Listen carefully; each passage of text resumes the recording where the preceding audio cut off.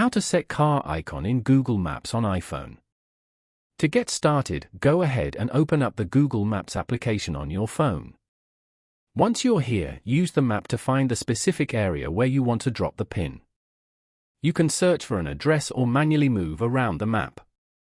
Then, tap and hold your finger on the map at the exact spot where you want to place the pin. A red pin will appear at that location. Once the pin is dropped, you'll see options like Directions, Save, Share, or Add a label at the bottom. Here, tap on the Directions button. Then, tap on Start. On this page, tap on the arrow icon as shown. From here, you can choose a driving avatar. Swipe to view the different avatars available. You can also change the color if you want. Choose the color and then tap on Done below. Following these steps, you can easily set car icon in Google Maps on iPhone.